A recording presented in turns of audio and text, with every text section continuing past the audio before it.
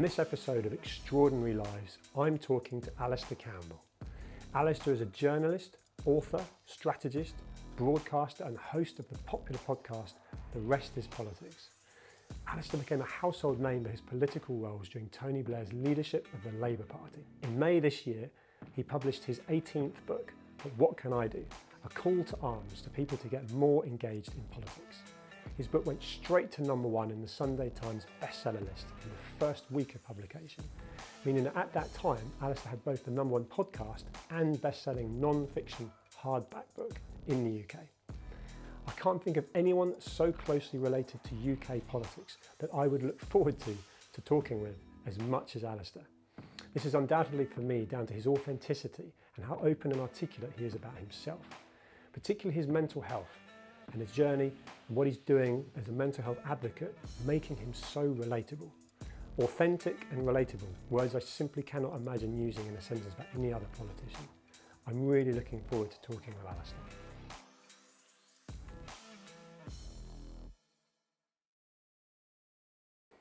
Alastair, welcome. Thank you.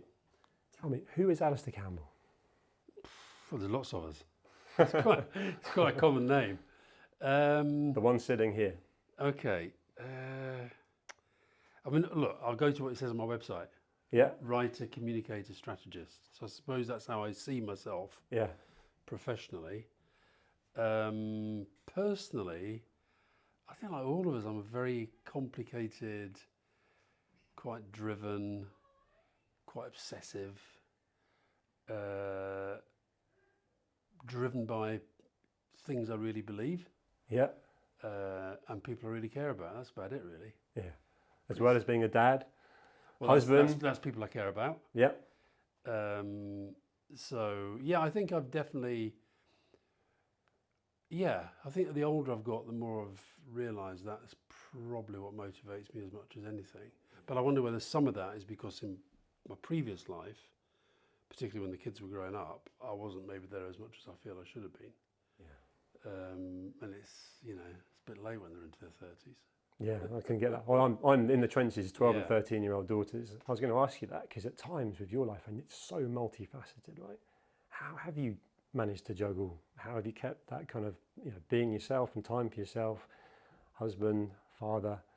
Are there times when that's been out of kilter? Oh yeah, totally. I mean, if I look back over, when I was transcribing my diaries, after I left number 10, there were two things I realised. One was, I don't think I'd quite been conscious how often I was actually depressed.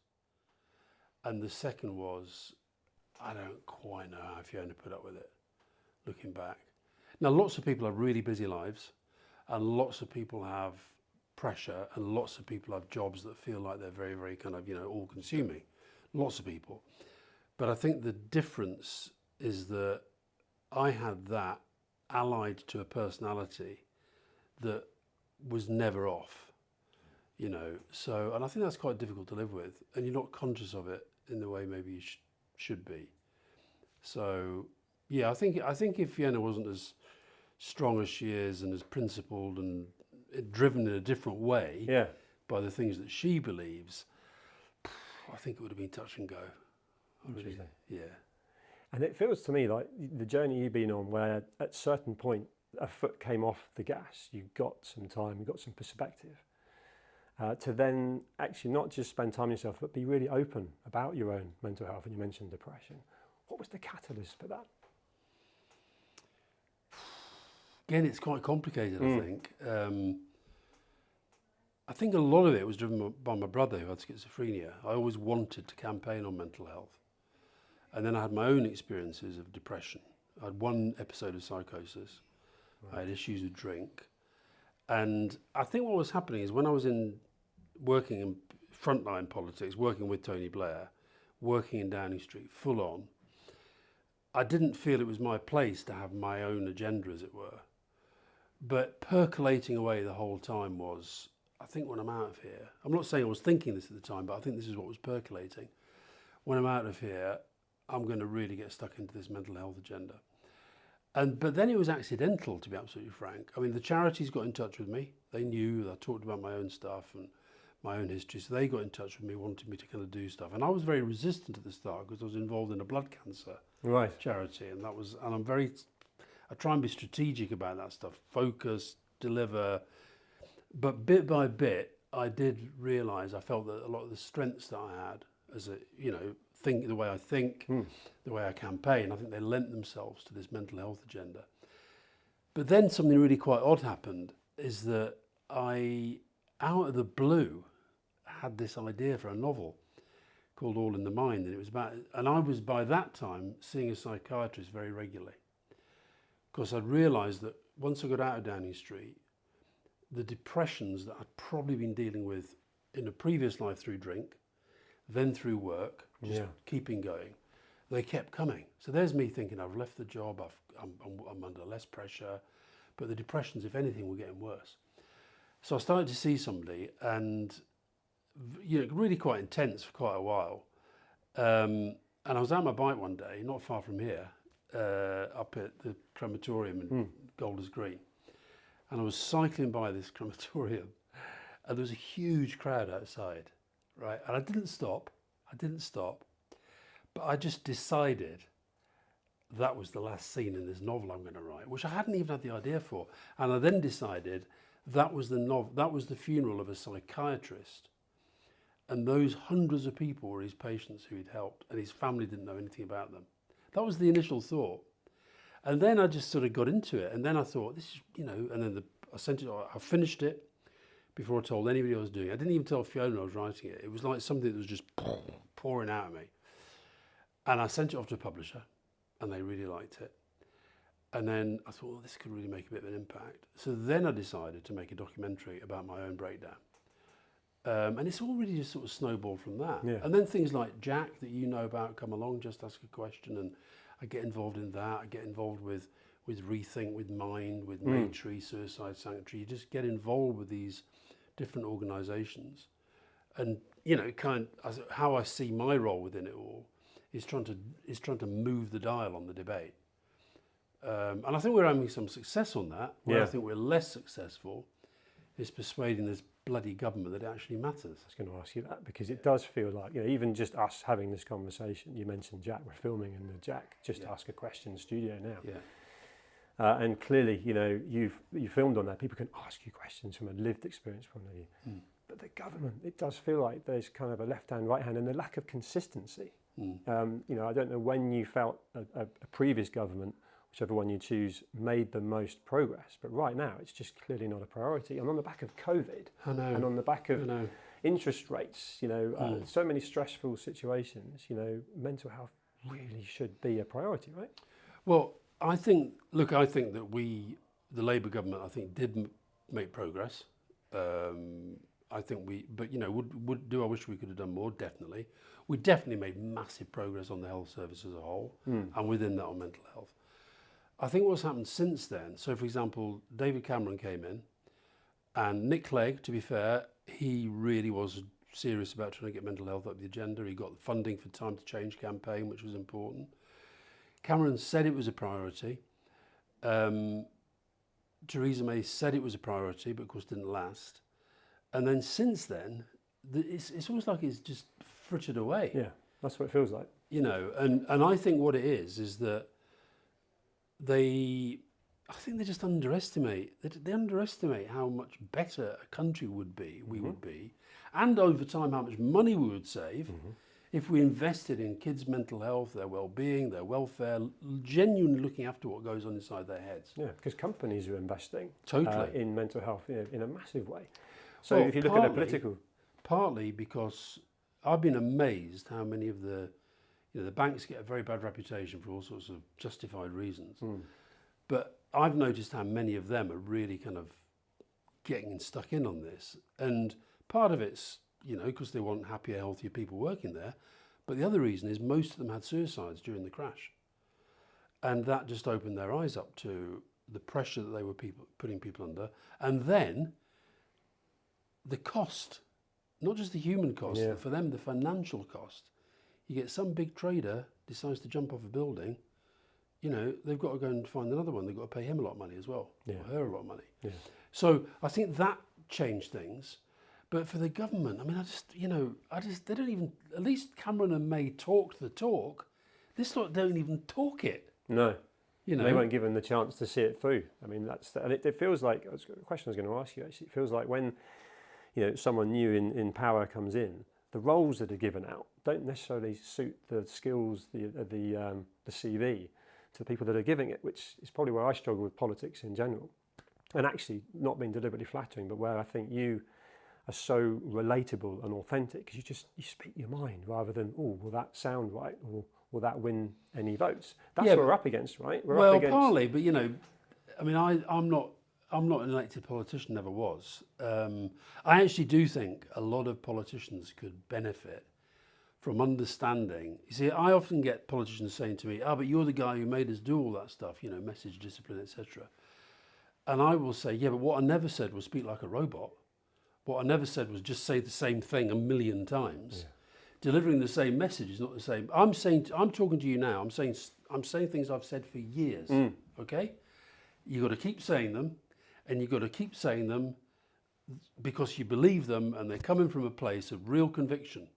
I think too many politicians, they think it's about the kind of clever communication, but far more important is where they're coming from. Yeah. What's the conviction? Where's the heart? I just listened on the way in. I listened to this interview with an education minister about crumbling schools, right? I mean, I just thought, nobody's listening to you. No. You're going to talk like that. Nobody's listening. No, and I think that scares me. I've mentioned already, 12 and 13-year-old daughters growing up, and there's no education about mental health at all. It's an archaic system. Well, it doesn't seem to be. They've got different divisions set up, but when you talk to the kids, and obviously the parents in our school, we're talking all the time, and the things that we really have available, if we choose to learn as adults, they're not being made available at school age for the children to actually understand it's right to talk and to be more sharing rather than bottling things up. I feel maybe it's because the schools that ask me to go in and talk about this, they're already on it. But I feel that generation is naturally much more inclined towards being open. But I think you've got to be very sympathetic to the teachers and the head teachers, because I read this incredible piece in the Financial Times yesterday about a school up in Oldham. And the journalist who wrote it, Jennifer Williams, she talked about this sort of parallel universe between the world of politicians talking about how great they are, most of the media covering a parallel universe. This school was like real problems in these kids' lives, real problems. And the teachers were having to fix them. Not teach, but they are teaching, they're doing their best, but like fixing whether that kid's getting fed, fixing whether that kid is actually living in somewhere that's habitable, Wow. And I think so the mental health agenda is part of that, without a doubt. One thing I really hope Labour do if they get into power, do you remember we had the whole classroom assistant thing? You had the teacher doing the job and they were teaching, the classroom assistant was helping and supporting, what have you. I think that kind of role with a specific focus on, you don't have to call it mental health, but how kids are feeling. Yeah. Whether kids are motivated, whether kids are well fed, because that's so important to mental well-being as well. So, and I think that we're, a decade of austerity, I think, has so reduced the public realm, as it were, and our understanding of what it is, and the support kids need. Because the thing I get, I often get asked, what gives you the book you mentioned, my last book, what can I do? The first half, I'm sure you agree, is incredibly depressing about the state of the world. So then people say, what gives you hope? What does give me hope is actually the fact I find, contrary to what you said, that when I go into schools, kids are incredibly open, are up for it, talking about this stuff. My worry is that the awareness, we've moved the dial on awareness, so people feel they can be more open, but then when they try and get the support and the help they need, it's not there. No. That's the problem. No. There's a lot of talk, there's no follow-up and action, which is the bit that I'm struggling with. Well, listen, there's not even the talk in government at the moment. No. There's not even the talk. Right, I follow this stuff very, very closely. I know who the health secretary is. I don't know who's in charge of mental health. That's terrifying. I don't. Yeah. I remember Theresa May appointed, it was a big deal at the time, she appointed the first ever Minister of Suicide Prevention. Yeah. Jackie something Price, Doyle Price I think her name was. If you Google her now and you put in news, I bet you the most covered thing will be the appointment. What's she done? What's been done? Yeah, that's the point. It's frustrating to witness. I think I'd love to know from your point of view, if you were a strategist now in power, what would you do? Have you given that some thought? Because the whole. But what can I do? And the success of the book, it's so relatable. I think for me, I'm 45. So as a youngster, I didn't show an interest in politics because it just felt so unrelatable and so just disingenuous. It just wasn't. People weren't following through what they were saying and so on. Whereas you've written a book that is on the back of people actually reaching out to you, particularly with the success of your podcast, Arrested Politics. So why do you think so many people are coming to you and asking that on the basis of the relatability? Look, I'm sure they are going to all sorts of different people in different places, but I guess with me it's a combination of having had quite a lot of experience, both of the media world and of politics. Sure. And the fact that, as you know, in the book I invent this word perseverance. I kind of just keep going with it. I keep going with it and I keep trying to just keep pushing on it, keep trying to get, I say I'm actually writing another book now, which is going to be for an even younger audience. I wondered that. Primary schools. Yeah. Just explaining what politics is. One of the problems you talked about, you don't get taught about mental health in schools. One of the real problems in our political system, kids don't get taught about politics. Unless they choose to do politics later in their schools. That's very true. Right, they don't learn about politics. No. And then we wonder why we have a country that says, I don't understand politics, I don't care about politics, when it has so much of an impact on their lives. Mm-hmm. So I think, and also you mentioned the podcast, I think that has been interesting in terms of, it's been almost accidental. Certainly the success has been unexpected. Two kind of, I'm 66, he's 50, sitting around talking, two white men talking about politics. And yet when we did a live podcast event at the Albert Hall, over a third of the audience were under 30. Yeah, that's the bit that I find fascinating. Is you've managed to get that blend of old and young, all related to you, which is a skill. And I think actually something I wanted to ask you. You mentioned the word success of the podcast, success of the book. It went straight to number one in the Sunday Times upon being released. What is your definition of success? It depends what you're doing, doesn't it? It's funny. I was determined for that book to get to number one. I've written 18 books now, or 19, and I think I've had 3 that went straight to number one, and they're the 3 that I wanted to. So that probably means I really worked at it. The first was the first volume of Diaries, The Blair Years. The second was Winners. I thought there's no way I can write a book called Winners that doesn't get to number one. Absolutely. So that happened, and then the third was this one. So that was a success. Sure. In that I set that objective to try to do that. Would it have been the end of the world if I hadn't have achieved that? No. But I think, so success for me, it's about, I don't know, I like to do everything I do to the best of my ability. I'm very hard on myself. I work hard at what I do. But I think ultimately it's a bit like happiness. I don't see happiness about having a good time in the moment. I see happiness and success as things that you build over time.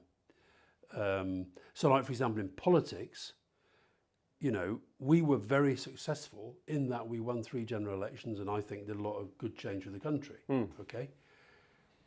But the fact that since Gordon Brown was ousted by Cameron in 2010, that Labour has been nowhere near getting back up until now, feels like a failure for which I kind of sit there, I don't sit there thinking, oh, weren't we amazing, we won 3 elections. I'm very proud of that. Sure. But I actually think, we must have done something wrong for this to have been reversed so quickly. So it's ongoing. It's never, it's not like, I was talking to Anthony Joshua for an interview yesterday, the boxer, and we were talking about, we were saying, would your life be incomplete if you didn't have this fight or that fight or win the world title again? And he was kind of, a bit like me, he was kind of not sure about how to answer it, because in terms of fighting his next fight, he'll fight it like his life depends on it. But if he loses, he keeps going. Life goes on. Life goes on. Yeah. So you're still building. Yeah. So maybe your definition of success changes. Yeah, exactly. And if I asked you the question when you were just pumped and primed in working with Tony Blair and so on, would your answer have been totally different? So it's interesting. Yeah. No, if you'd have asked me a week before the 97 election, I'd have said, what a stupid question. You know? Success means winning this election and winning it big and then doing lots of stuff. Yeah. Use the title of your book, but what can I do? What can people do? Well, it's hard because ultimately we can all, there's a lot we can do to look after ourselves. That's the first thing. Sure. So I look at you and I can see you're very physically fit, right? That is very good for your mental health. Sure. So you're doing something that is good for your mental health. I think we can do a lot more to help each other. We shouldn't necessarily have to, but I think that because there is this lack of services, I think we should be thinking about what we can do for each other. I do think business is filling the gap to some extent. Not fully, but to some extent. But in terms of what a government can do, ultimately, I mean, I don't know whether they know this, all these politicians who keep saying this is a priority, that's a priority. Priority means more important than other things. So if it's going to be a priority, make it a priority. Don't just say it, make it a priority. And then that has to translate into change. So we have to campaign for change. Right. And I think the campaigning has been very effective in terms of changing the debate, changing the dialogue, making people feel more comfortable about being more open. The danger with that has been that it's opened the door to, if you like, for the demand for more services at a time when they're being shrunk. And I think the other thing is we've got to, you talked about strategy, what a strategy would be. A strategy in mental health for me would be to say, let's stop thinking about mental health as the need for a mental illness service, which is what we have now, and have a mental health service. In other words, care for the mental health and well-being of people. Absolutely. To stop them getting ill, so more preventative approach. And I think over time that will lead to social dividend, financial dividend, personal, family dividend, etc. And I'll give you a couple of examples. Sure Start. I think one of the best things we did as a government was Sure Start, helping families, bringing up kids in particularly in deprived areas, giving them some very, very basic support. This government comes along, get rid. Another thing, the police, justifiably at times they get a bad reputation, but the police, I think, they've sort of morphed because of austerity and because of the government not seeing mental health as a priority. They've morphed into being the front line of a lot of mental health care. And now you have a situation where the Metropolitan Police Commander comes along and says, we cannot do this anymore because it's taking us away from what our job is meant to be. Well, that is a failure of our health services and of our police. And that is down, I'm afraid, you can complain all you want about managers, about doctors, about police officers. Ultimately, that is down to a government not having that as its priority. Yeah. So without being too political, vote Labour. You've articulated that really well. Yeah. There's so many things you have done. What have you not done that's sort of in the diary on the back page or in there that you must do? It's something that you've lined up that you want to achieve. There's nothing that I feel I must do. There's lots of things I feel I will do. The one thing I think I should have done, which I haven't done, and which a lot of people would still say to me I should do, is stand for election myself. And there's lots and lots of reasons why I haven't, mainly to do with timing. And what I was doing at the time, and now to do with just feeling that I just think it feels so much like going back. From my perspective, I would love you to, because you're a different person. Yeah. The world is a different place. And we've talked about it already from a relatability point of view, from an authentic point of view. And how many other politicians could you use those two words in a sentence with being genuine, right? And yet actually... You could. I can tell you a few, but not the ones... Well, you know a lot more than me. Yeah, for sure. So I think that's the point. My perspective, I read a lot. I talk to a lot of people. I'm in different businesses. That's not the impression I get of other businesses. And actually, there might be some good ones out there. But to get to the age of 45 and not having really seen anyone that I've really, that's half the challenge, I think, for people. It's just like, who's going to see something through? Who can I believe in? Who can I get behind? So I'm not trying to make that any stronger ink in your book. But all you're going to do is make you feel guilty, right? So don't do that. Too late. It does make me feel guilty. It really does. There are so many more things I'd love to talk to you about, but we've run out of time. But I've really enjoyed talking to you, Alastair. Right. Thank you. Thank you.